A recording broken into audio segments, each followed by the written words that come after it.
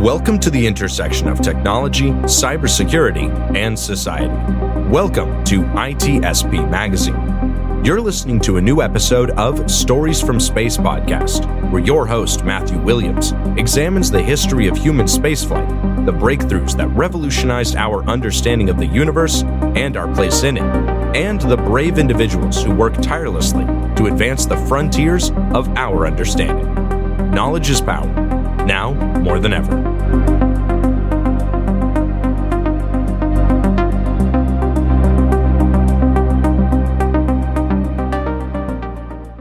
The authors acknowledge that this podcast was recorded on the traditional, unceded lands of the Lekwungen peoples. Hello, and welcome back to Stories from Space. I'm your host, Matt Williams, and today we're going to take a look at space stations. These contraptions, these modules, when put together and provided with an internal atmosphere, sufficient electricity, water, and supplies, allow human beings to not only go to space via rockets or other launch vehicles, but stay there for extended periods of time, conducting research, experiments, observing astronomical phenomena, and extending the reach of human beings out into space, possibly even facilitating the Great Migration away from Earth and into the cosmos someday. Now, when I say space stations, for most people, the first thing that would come to mind is likely the International Space Station, the ISS. For others who are old enough to remember, Mir may come to mind, as well as Skylab. However, we're going to be looking much, much farther than just these examples. We're also going to take a look at the future of space stations. What does the future hold for us when it comes to living and working in outer space? What stations are planned? What have the various proposals been? And of course, we're also going to be looking at the history of the concept and how it's evolved. Because, as I can attest personally, it makes for some really interesting reading and, if all goes well here, listening. So, to give you a brief rundown on the history of space stations and the proposals and ideas that have been pitched over the years. As with most advanced planning, ideas and visions that really looked at the future of humanity in space, the first recorded mention of a station in space populated by human beings is attributed to Konstantin Tsiolkovsky, the Russian aeronautical scientist and one of the forefathers of rocketry, who has come up in previous episodes, including, but not limited to, an episode dedicated to him. It was in his book, The Exploration of the Universe with Reaction Machines, released in 1903, that he popularized his famous rocket equation and offered up designs that have become the basis of all modern rockets. And in addition, this book contained a description of a pinwheel station, which would rotate to simulate gravity. Basically, for people inside, the centripetal force generated by the constant rotation would cause them to be pulled down, thus creating the sensation of gravity. And interestingly enough, it was around this time, from 1905 onward, that Einstein, he was refining his theories on relativity. And one of the breakthroughs that he proposed was that acceleration is really no different than gravity. And so essentially people are being accelerated by the rotation of the space station, and this keeps them literally grounded. Tsiolkovsky's description of this pinwheel station also indicated that it would have airlocks, so spacecraft could dock with it, and a closed-loop biological life support system that would provide food for the crew as well as oxygenation, recycling carbon dioxide out of the air. And like many ideas proposed by Tsiolkovsky, this concept would go on to inspire other astronautical engineers and theorists. In this case, that includes Slovenian engineer Herman Noordung, also known as Herman Potočnik. In 1929, he released a book called The Problem of Space Travel, and it contained 100 handmade illustrations of concepts that would allow for a permanent human presence in space. And this included rockets, but also designs for a space station, which were generally regarded as the first technical drawings. In particular, he showed how a rotating habitat could be powered by a solar collector and would contain an observatory and a machine room connected by an umbilical that would allow for human beings to both live and work in space. And that same year, John Desmond Bernal, for whom the Bernal Sphere is named, he released a book titled The World, the Flesh, and the Devil, an inquiry into the future of the three enemies of the rational soul. And while it doesn't really sound like a scientific treatise, it nevertheless was, and he described in his book a non-rotating habitat, once again the Bernal Sphere, which could be constructed using materials harvested in space.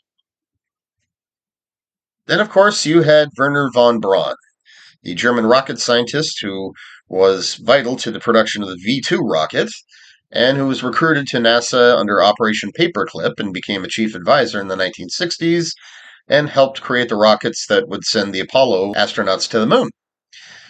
In addition to all that, he had many detailed proposals for how human beings could explore space and eventually live there, and these were featured in a series of articles in Collier's magazine titled Man Will Conquer Space Soon, released between 1952 and 54, and included a concept for what came to be known as a von Braun wheel, a space station measuring 76 meters or 250 feet in diameter that would rotate to provide what he described as synthetic gravity.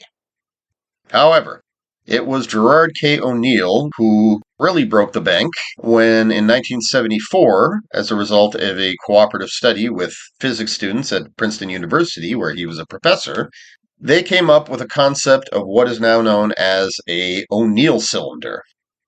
And in the study, they described how a space station could be constructed using raw materials from the moon and near-Earth asteroids, using then available technology. And in 1976, O'Neill published a book that described all this more extensively, and it was titled The High Frontier, Human Colonies in Space. And as O'Neill said in an article that was published in Physics Today called The Colonization of Space, he described the O'Neill cylinder in the following way.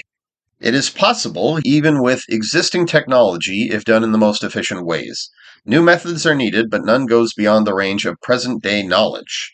The challenge is to bring the goal of space colonization into economic feasibility now, and the key is to treat the region beyond Earth not as a void, but as a culture medium rich in matter and energy. Then, in a time short enough to be useful, the exponential growth of colonies can reach the point at which the colonies can be of great benefit to the entire human race. And this thinking has been echoed many times by many scientists, theorists, and also commercial space ventures, which we'll get into in a minute. Essentially, what O'Neill was talking about was the Great Migration, words that came to be synonymous with human beings getting out beyond Earth, settling in space, and harvesting the natural resources to sustain themselves, and eventually becoming not only self-sustaining communities, but ones that would provide exports in terms of resources and cultural products, ideas, and so forth, to Earth and to the rest of the human race. In any case, what O'Neill detailed in his book, The High Frontier, he said that the architecture of the O'Neill cylinder would consist of three main habitats, or islands, supported by many other small cylinders that would be used for growing crops, and zero-gravity industrial modules that would take advantage of microgravity in order to conduct advanced manufacturing processes. And so first you have Island 1, which would be a rotating sphere measuring about 1.6 kilometers or a mile in circumference and 512 meters, or 1,681 feet, in diameter. And people would be living in the equatorial region of the cylinder, where they would, of course, experience a feeling of gravity due to the rotation. Island 2 would be another spherical station measuring 1,600 meters or 520 feet in diameter, while Island 3 The main event, so to speak, would consist of two counter-rotating cylinders, each of which measured 32 kilometers long, or 20 miles, and 8 kilometers in diameter, or 5 miles. There would be an outer ring supporting farming modules, and in the center of the counter-rotating cylinders, where the gravity would be the lowest, would be the manufacturing block. And all of these habitats would be illuminated and powered by solar power. And of course, the largest population would live in Island 3.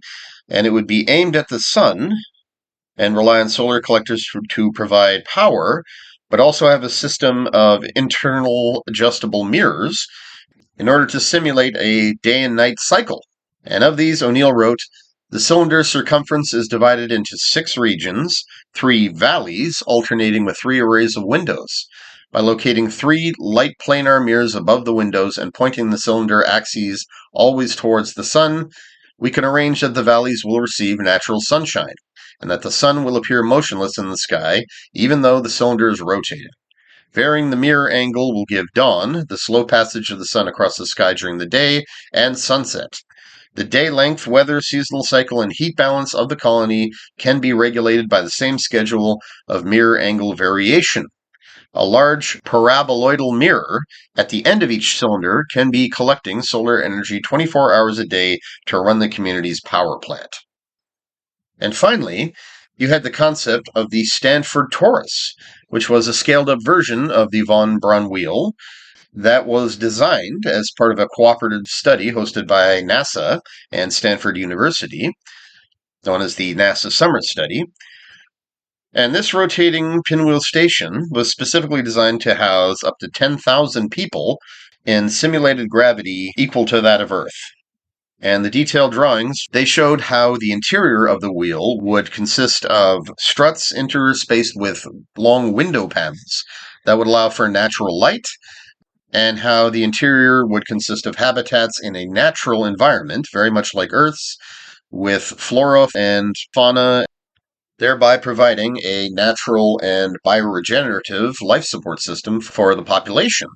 So all of these concepts essentially were built around the idea of, all of these concepts, with the exception of the Bernal sphere, they envisioned settlements in space that would allow for large human populations living in a Earth-like ecosystem, all of which would be sustained by solar energy and maybe some additional power provided by other means, such as nuclear reactors or possibly fusion reactors, that would rotate in order to ensure Earth-like gravity. In addition to sufficient shielding, these concepts essentially address all the challenges and hazards of spaceflight. There are, of course, other problems that would come up there. Placing these throughout the solar system, there would always be the chances of collisions with asteroids, comets, or just dust and debris scattered throughout the solar system. But they would effectively allow people to make the migration off Earth. And of course, these ideas have been featured in science fiction. Perhaps the greatest example was in Stanley Kubrick's movie 2001: A Space Odyssey, which was co-written by famed scientist and futurist Arthur C. Clarke. The movie was also based on short stories of his, and in this film we see a rotating pinwheel station in space. It consisted of 2 wheels connected by a large central docking facility where space planes and spacecraft coming and going from Earth would dock, and how people would be able to live, work, or just commute to and from Earth on the space station and not have to worry about all the challenges posed by microgravity, which were also illustrated in the film. We have scenes where the space plane, as it's reaching orbit, things are floating around. Everyone who's working there has to have adhesive boots on, so that basically they can grip the floor, scale the walls, and reorient themselves inside the spacecraft, because up and down are a little bit arbitrary. More recent example would be Elysium, where there was also a rotating habitat in orbit of Earth, where all the rich and powerful lived in very, very upscale, pristine environments. And an interesting feature in that movie, though, was that the pinwheel station It was large enough and the rotation was strong enough that the atmosphere didn't need to be contained. It didn't need to be sealed. Basically, the outer rings were open to space and the atmosphere just remained in place. And so people didn't have to worry about atmospheric loss and decompression, thanks to the simulated Earth-like gravity. And of course, fans of Larry Niven and the Halo franchise, they'll also recognize the concept of a massive ring structure that would orbit a sun at the habitable zone distance and would constitute this vast, vast band with enough room to accommodate billions or possibly even trillions of life forms. This was originally invented by Larry Niven. It was his sort of updated take on the Dyson sphere, where he said it's not necessary to enclose the entire star to get enough energy and room to grow for a species, that a basic ring-like structure or a series of islands that form a ring would be sufficient. And so this became known as a Niven ring and is one of many megastructures that are collectively referred to as Dyson structures.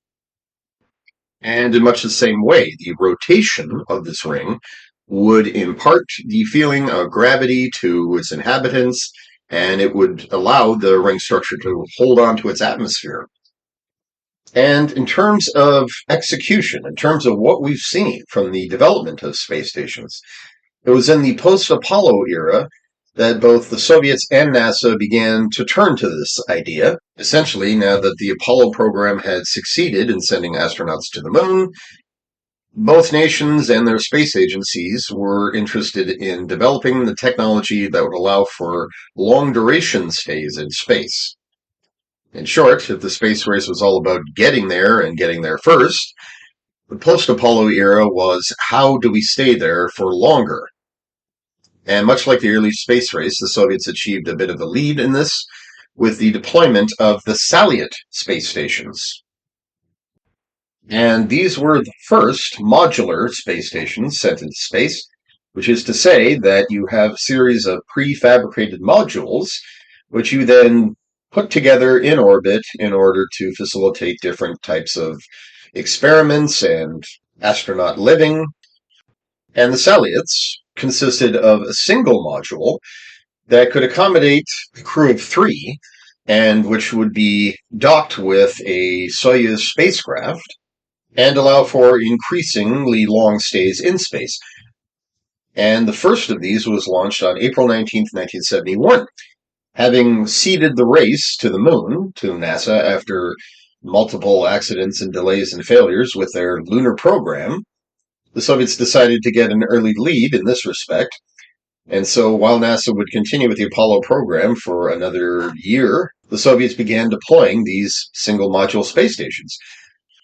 And between 1971 and 1986, they would deploy 6 of them in total. 4 of them were for scientific research, and they conducted all sorts of experiments into the long-term problems of living in space, including space radiation, micrometeoroids, and other hazards, as well as conducting experiments in microgravity. However, 2 of them were actually the military-type Almaz stations, same design, but they were part of a reconnaissance program, basically spying on their adversaries. And meanwhile, NASA conducted its own experiments with the launch of the Skylab on May 14th, 1973. And the configuration was different, but similar to the Salyut space stations in that you had a single habitation and scientific module, which, like the Salyuts, was powered by a series of large solar panels. And in addition, you had the Apollo telescope mount positioned on it so that it could conduct astronomy from orbit. And that research and the experiments using space telescopes on behalf of both the Soviets and NASA, they would help pave the way for orbital observatories such as Hubble and the James Webb Space Telescope. There were no such observatories in space at this time, so these experiments proved rather lucrative. And then the Soviets, they followed up with the Mir space station, whereas Salyut is Russian for salute or fireworks. Mir unambiguously means peace. And this was a more complex design that consisted of several modules, a core module with additional modules added over time. And this included the Cavant 1 and 2 modules, which contained the equipment and instruments for scientific experiments and astronomical observations, as well as the Crystal module, also designed for scientific experiments, followed by Spectre and Priroda, which were respectively designed for remote observations of Earth, the study of its atmosphere and its environment, and to conduct Earth resource experiments, and to verify remote sensing methods. And these modules began launching in 1986 on the heels of the Salyut program and were finished in 1996, a few years after the collapse of the Soviet Union. And the station not only allowed for several long-duration stays in space by rotating crews of astronauts, similar to Salyut, who take on crews of 3 cosmonauts, it also allowed for international cooperation. For example, in 1994, the Shuttle Mir program was initiated, where the NASA Space Shuttle and NASA astronaut crews would dock and perform scientific experiments and research cooperatively with Russian cosmonauts and astronauts from other nations. And this paved the way for the International Space Station, which represented the combination of 2 proposed programs. Since 1988, NASA had been planning to deploy the space station Freedom, and the Soviet Union had planned for a follow-up station known as Mir 2. However, both nations decided to combine these programs and all the proposed modules that they were going to send to space into a single architecture. And as of 1998, the first major components were delivered to orbit, courtesy of the Russian Proton and Soyuz rockets and the NASA Space Shuttle.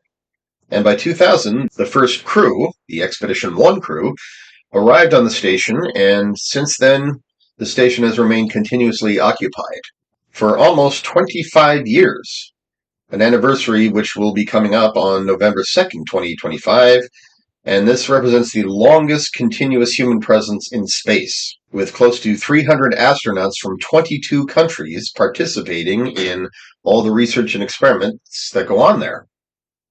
Also, since 1998, several additional modules were added to the space station, making it the largest artificial object in space. In terms of international participation, the structure of the space station is broken down between the American and Russian segments, the Russian consisting of the Zarya module, or Sunrise in Russian, and the American Unity module, both of which were launched in 1988. And gradually, both countries deployed additional modules, like the Zvezda Service module launched in 2000, and the Destiny Laboratory module deployed in 2001. And these were mated with docking collars and airlocks, and the Canadarm2 robotic arm provided by the Canadian Space Agency, which was not only vital to the station's continued construction and the addition of new modules over time, but also with docking spacecraft. And by 2007, the European Space Agency began adding its own modules, and this included the Harmony module, followed by the ESA's Columbus and the Japanese Space Agency's Kibo laboratories. And the final module to be added was in 2016, when Bigelow Aerospace installed an experiment known as the Bigelow Expandable Activity Module, or BEAM. And literally, all the experiments, everything that came from the 25 years of continued occupation of the ISS, which is currently planned to continue till 2030, unfortunately without the participation of the Russian space agency Roscosmos, which ended its cooperative agreement shortly after the invasion of Ukraine. Nevertheless, the station has allowed for the type of international cooperation and science experiments that will be vital to all plans and proposals for sending astronauts, cosmonauts, taikonauts, and other astronauts by other national space agencies and commercial astronauts to low Earth orbit, to the Moon, and onto Mars.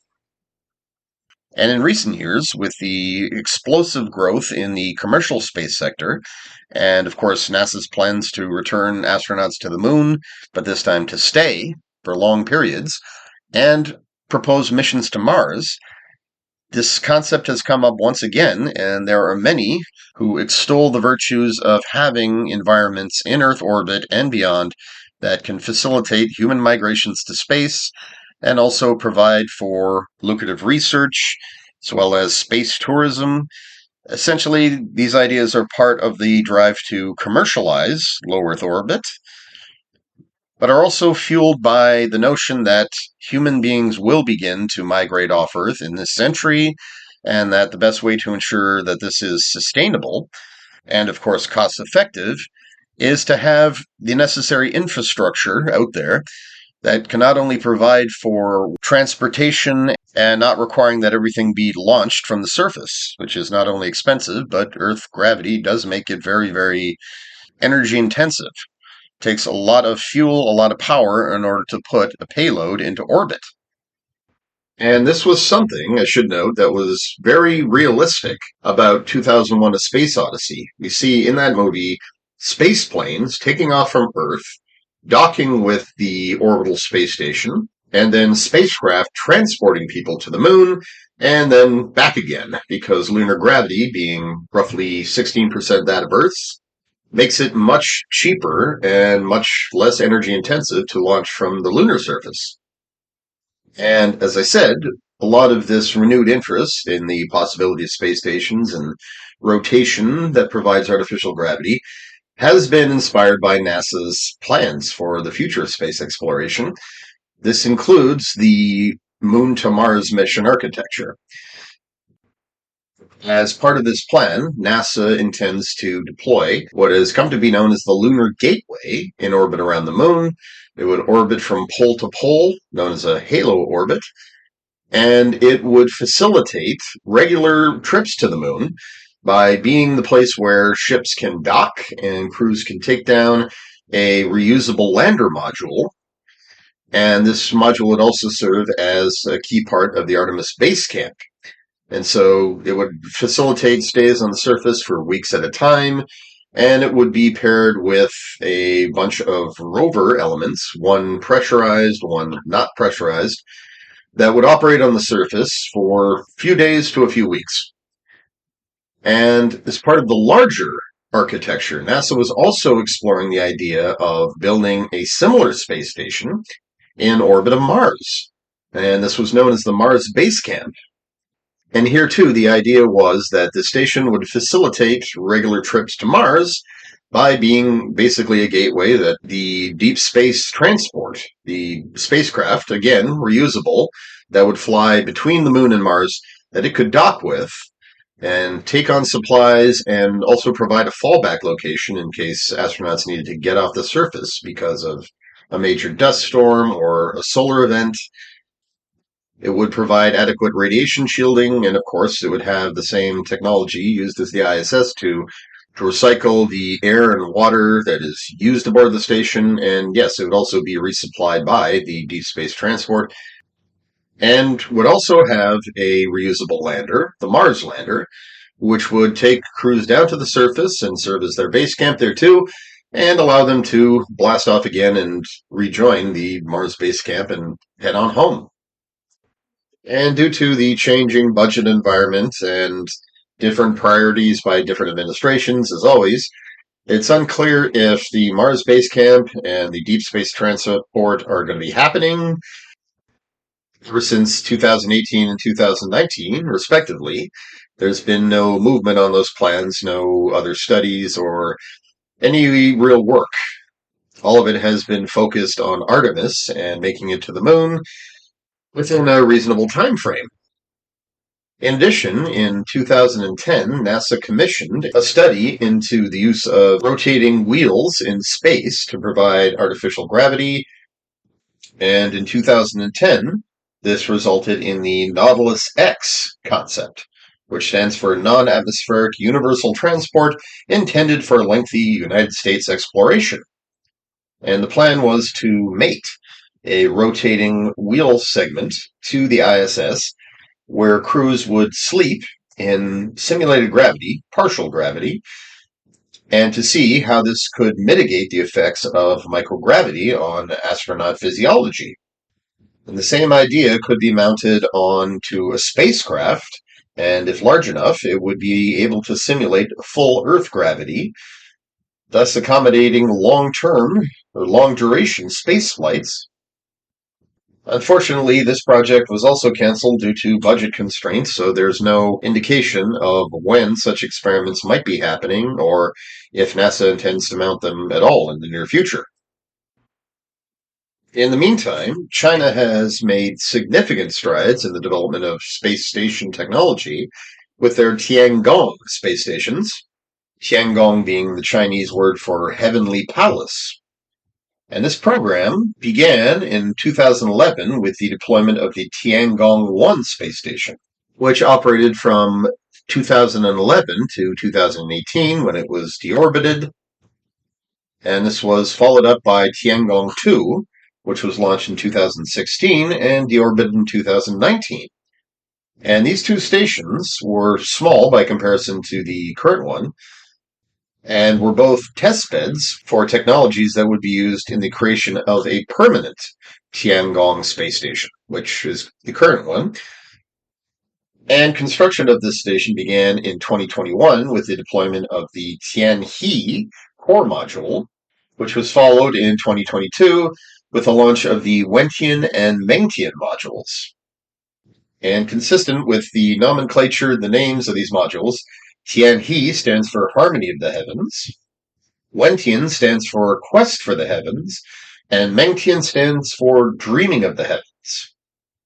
And these three modules are arranged in a letter T type configuration, with docking collars that allow for the addition of other modules and for docking spacecraft.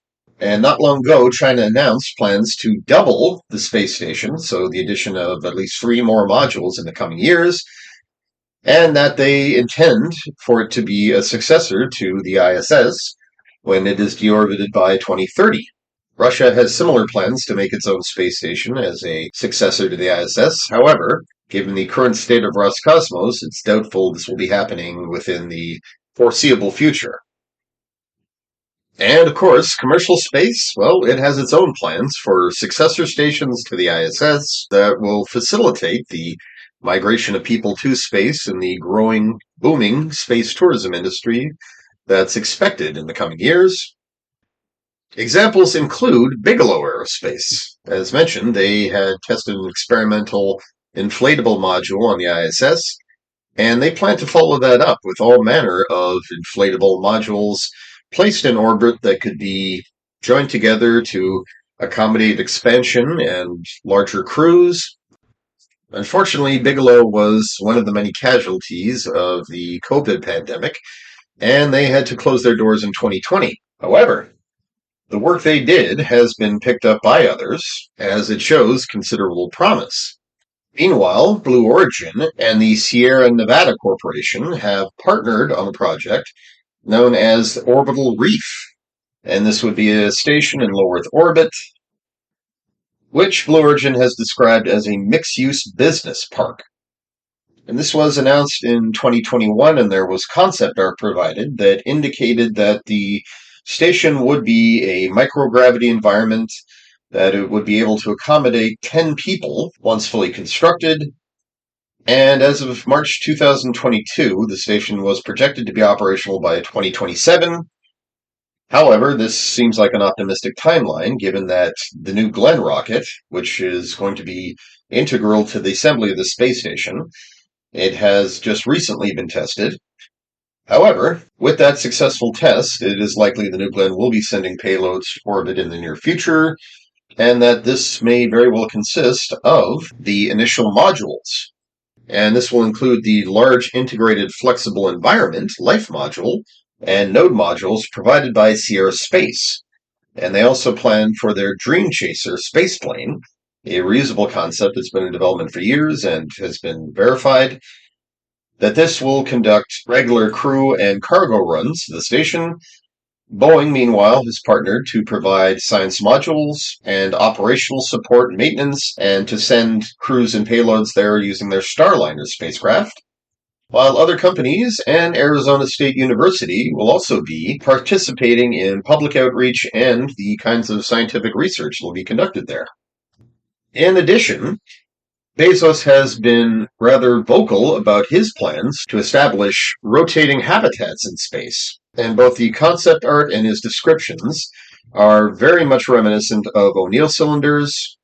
And in 2019, when speaking before an audience of Blue Origin employees, Bezos articulated the vision for a civilization of 1 trillion humans in the solar system, which he said would allow for 1,000 Mozarts and 1,000 Einsteins, and that this would all be possible through the creation of O'Neill colonies. So he directly attributes these ideas to Gerard K. O'Neill himself, who Bezos was apparently very much inspired by. As he said at the time, these are very ideal climates. They're shirt-sleeve environments. This is Maui on his best day all year long. No rain, no storms, no earthquakes. What does the architecture even look like when it no longer has its primary purpose of shelter? We'll find out. But these are beautiful. People are going to want to live here. And they can be close to Earth so that you can return. This is important because people are going to want to return to Earth. They're not going to want to leave Earth forever. They'll also be really easy to go between. The amount of energy required to go between these O'Neill colonies, from one to another, to visit friends, to visit family, to visit one that is a recreational area, very, very low energy needs to transport and quickly. It's a day trip.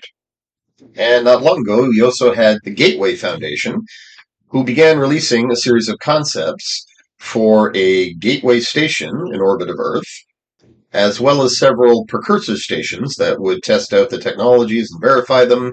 And this includes the Vera station, previously known as the Voyager station, Vera being an acronym for Voluminous Environment Rotating Architecture, and which, like the larger Gateway space station that they eventually hope to create, which has a two-torus design, arranged concentrically, with a docking module in the middle, very similar in concept to what was shown in 2001: A Space Odyssey, except that these two concentric tori, they allow for the simulation of different levels of gravity. So whereas the inner torus would simulate lunar gravity, the outer torus would simulate Mars-like gravity. And this would essentially be a type of initiation or conditioning that people who are traveling to and from the Moon and Mars would allow them to acclimatize to that level of gravity before they get there. So this is very much, as the name would suggest, a gateway station that facilitates trips beyond Earth, and not a permanent space station that would allow human beings to live in space indefinitely. And so, much like many advanced concepts that have been explored over the past century or more, concepts that would allow for regular human trips to space and long-duration stays there, and even an off-world migration to other planets, other bodies in the solar system, or to stations in orbit of them. These ideas began in earnest by the early 20th century and are attributable to Konstantin Tsiolkovsky and a handful of other astronautical theorists, including Richard Goddard, the namesake of NASA's Goddard Space Flight Center, Hermann Oberth, and Robert Esnault-Pelterie, who collectively are considered the forefathers of astronautics and modern rocketry. And that's a double entendre. There are four of them, but they are also those who came before, who went on to inspire the major architects of the space race, including Wernher von Braun and Sergei Korolev. And what's fascinating and also very exciting is that we are now at a point in our history where these ideas don't seem like a far-off prospect. It's something that could be happening, at least in earnest, in a matter of years and decades rather than centuries or longer. And so, like I said, exciting. And a very interesting subject, and I hope one that my listeners have enjoyed hearing about. Be sure to tune in next time when my guest will be Dr. Will Grundy, an astronomer and planetary scientist at the Lowell Observatory, where we will be discussing Pluto and the ongoing planetary debate. In the meantime, thank you for listening. I am Matt Williams, and this has been Stories from Space.